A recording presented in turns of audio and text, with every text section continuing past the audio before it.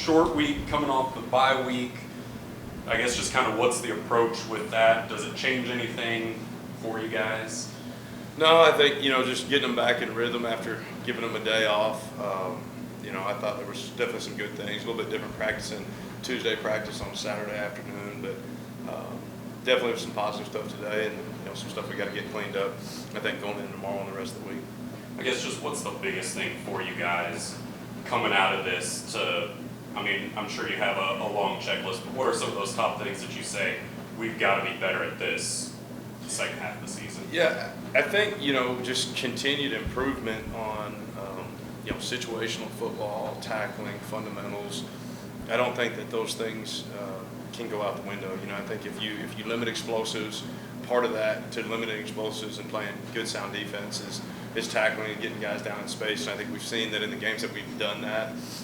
That's really helped put ourselves in situations to see a lot of third downs. And then I think with that, third down defense and efficiency when we get them into those critical situations to get off the field. And then I think, one thing to look at too is, your third down defense, then your fourth down defense. That was one stat that kind of shocked me when I looked at it the other day. Was we were second before ball games this last week when we didn't play. We were second in the country as far as seeing fourth down attempts. So being really good on third down, but the game's changed where just the amount of fourth down attempts, which I think is a term of respect as far as how many teams go attempted on fourth down against us, and just knowing that we have an explosive offense. And then just with that, what have you seen from ECU's offense, maybe as you went from bye week really into game prep?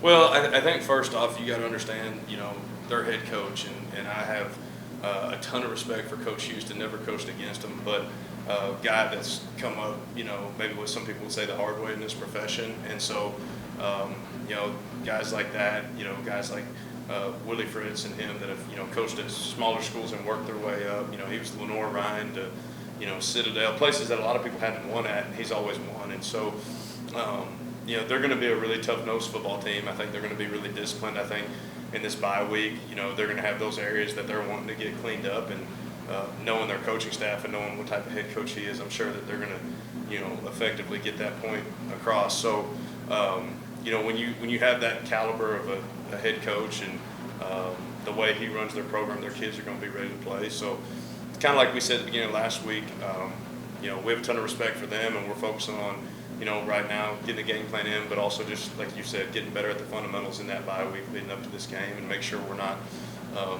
rusty when we start. Having, how many days off is that? Essentially, a week and a half off before we play a game. So making sure that the tackling and some of those things, alignment, assignment, just communication is clean. And then for you guys, they had a quarterback that had been there a long time. What have you seen from their quarterback play? I think it was at least their last year play in that, kind of watching it, but him kind of taking over the offense. Yeah, I think, they've went through playing two different guys, at different spots during the season. And so I think both of them just getting their feet underneath them, and you can see kind of the progression as they've gone throughout the season. It's not easy to open up against, Michigan, and they've played some good football teams. Marshall's a really good football team. So, and they've scored points. They put up points against that Marshall defense. So I think those guys are just getting more and more comfortable in the system, and you can kind of see that week to week. Very similar to kind of what we saw, from Morris early on in the season.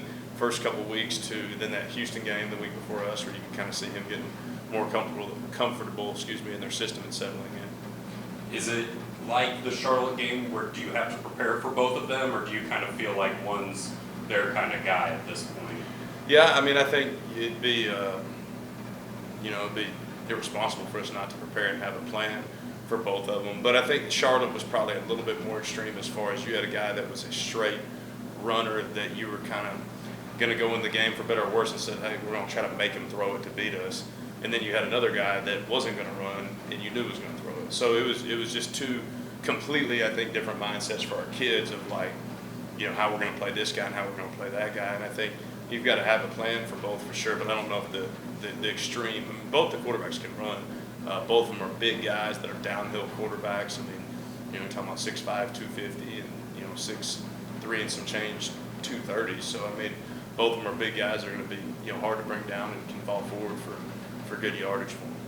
And then I know their run game, I think they had a 1,000-yard rusher the last year and maybe the year before that too. Just how important is just all the assignments and then obviously the tackling aspect in the run. Yeah, if you look at their explosives, I mean, they've had 27 explosives in the run game plus 10 yards. So, their explosives more so have come from the run game. So I think, obviously, being really good in that area, and then, I think off of that, the RPO game that'll come off their run game will be critical to, us being able to play that and then stay on top of, double moves and some of those shot options that they'll have in the pass game. But yeah, everything definitely starts, for them right now. They've been pretty good at running football up front. And then I know a lot of stuff gets made about an offense playing in a hostile road environment and the noise of that. What's it like for a defense playing at a place that's traditionally a hard place to play? And do you prepare for that a certain way, or is it just about guys really paying attention and really getting the calls?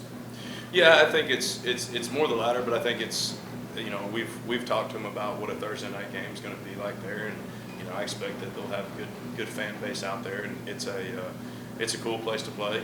I've had an experience to coach there one time, and so it's a neat atmosphere, and so I'm sure our guys will be excited for that opportunity. Good. Good. Appreciate it. Thank you, sir.